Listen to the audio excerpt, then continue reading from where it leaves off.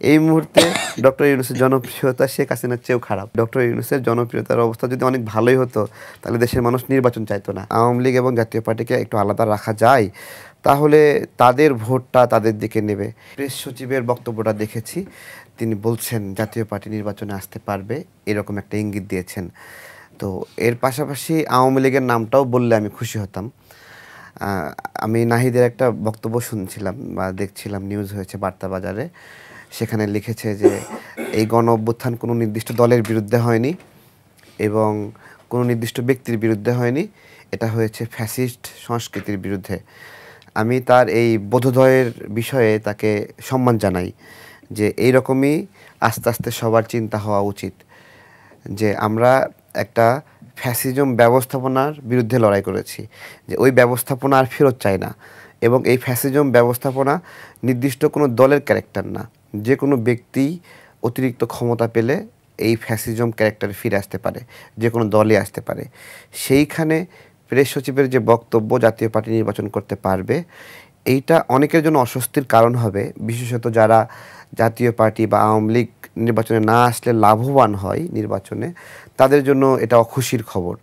এবং তারা একটা প্ল্যানই করেছে এইভাবে, যে কোনোভাবে যদি আওয়ামী লীগ এবং জাতীয় পার্টিকে একটু আলাদা রাখা যায় তাহলে তাদের ভোটটা তাদের দিকে নেবে।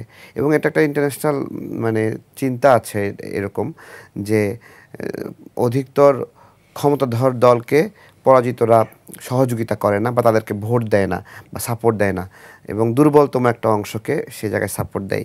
সে জায়গাতে আওয়ামী লীগ অবশ্যই বিএনপিকে সাপোর্ট দেবে না, এরকম একটা, যত শত্রুই হোক জামাতে ইসলামের আওয়ামী লীগ, তারপরেও তারা ওই যে একটা প্রতিষ্ঠিত সত্য আছে যে ক্ষমতার সম্ভাবনাময় দলকে পরাজিতরা সাপোর্ট দেবে না, সেই অনুযায়ী এটা হলো কখনোই চেঞ্জ হয় না এই নীতিটা।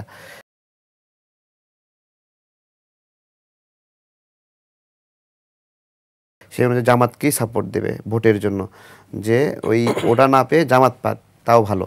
বিষয়টা এরকম থাকে যে জামাত যদি ক্ষমতা পায় তাদের কাছ থেকে আওয়ামী লীগ আবার সিজ করে নিতে পারবে, মানে জামাতের থেকে আবার ক্ষমতা নিতে পারবে। হ্যাঁ, ক্ষমতায় নিতে পারবে। জামাতকে কেন সাপোর্ট করবে না আওয়ামী লীগ? ওইটাই জন্যই জামাতের হাতে ক্ষমতা যাওয়া মানে একটা আনস্টেবল দেশ হয়ে যাওয়া, এবং সেই ক্ষমতাটা সহজেই অন্য যে কেউ নিয়ে নিতে পারবে, তাহলে সেটাই ভালো না আওয়ামী লীগের জন্য। এই বিবেচনা করে জামাত একটা ফুর্তি মুডে আছে যে আওয়ামী লীগের ভোটগুলো তারা পাবে, জাতীয় পার্টির ভোটগুলো তারা পাবে, কিন্তু শর্ত হলো আওয়ামী লীগ এবং জাতীয় পার্টি নির্বাচনে আসতে পারবে না। ঠিক আছে? তো এইটা হওয়া উচিত না আসলে। বেসিক্যালি আমরা তো রাজনীতি করি, আমাদের দলের স্বার্থ আছে, আমরা চাইবো আমাদের ভালো, এনসিপি চাইবে এনসিপির ভালো, জামাত চাইবে জামাতের ভালো, বিএনপি বিএনপির ভালো চাইবে। এই ভালো চাইটা আসলে দেশের চাওয়া না, জনগণের চাওয়া না। কিন্তু সুন্দর করে বলে জনগণ চাচ্ছে আওয়ামী লীগ ভোটে না আসুক, জনগণ চাচ্ছে জাতীয় পার্টি ভোটে না আসুক। জনগণ কোন মানদণ্ডের ভিত্তিতে, কোন সমীক্ষার ভিত্তিতে এই রায় দিছে যে তারা আওয়ামী লীগকে ভোটে যাচ্ছে না?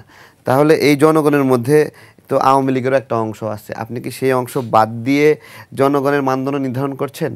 সেই জনগণকে আপনি ভোটের মাঠে যাচ্ছেন, তারা ভোট দেবে আপনাকে, কিন্তু তারা যেটাতে ভোট দিতে চায় সেই মার্কাটা আপনি রাখতে চান না। এটাই একটা বিষয় হলো যে সুবিধার জন্য সবাই গণতন্ত্রের কথা বলছে, কিন্তু যখন নিজের স্বার্থটা আসছে তখন সেই গণতন্ত্রের বুলিটাই তারা পাল্টায় ফেলে একটা ভিন্ন রূপে আসছে।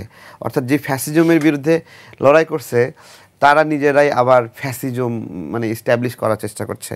যেমন শেখ হাসিনা যে তত্ত্বাবধায়ক সরকারের মাধ্যমে ক্ষমতায় আসলো, এটাকে যদি একটা সেতু বলি বা ব্রিজ বলি, তাহলে শেখ হাসিনা এই ব্রিজটাই আগে ক্ষমতায় আসার পরে ভেঙে দিল। তত্ত্বাবধায়ক সরকার আর চাই না আমরা, এইভাবে ভেঙে দিল আদালতের মাধ্যমে, এবং আর কে তত্ত্বাবধায়ক সরকারের সুবিধা পাইল না। ঠিক একইভাবে আবার শেখ হাসিনাকে ক্ষমতা থেকে সরিয়ে দিয়ে তাদের একটা অংশ বলতেছে যে তাদের সুবিধার জন্য, তাদের সুবিধা ছাড়া আর কোনো জনগণের স্বার্থ নাই, এখানে কোনো স্বার্থই নাই। এবং ভুয়া রিপোর্ট করাচ্ছে। আর না কি একটা রিপোর্ট করছে 69% জনগণ হলো সরকারকে সাপোর্ট। একটা তারেকের সাথে একটু অ্যাড করি, এই আইআরআই আপনার আমেরিকার তো ইউএস বেস, তো ওয়াশিংটন, ওর 2023 সালে এরকম ছিল হ্যাঁ 70% তখন তো মানুষ এদের হচ্ছে কাজই শেখ হাসিনার শুনেন সমর্থন করে। না, এই প্রতিষ্ঠানটার কাজই এরকম যে যেখানে যে ক্ষমতাসীন সরকার থাকে তাদেরকে একটা রিপোর্ট বানায় দেয় আর সেখান থেকে টাকা নেয়।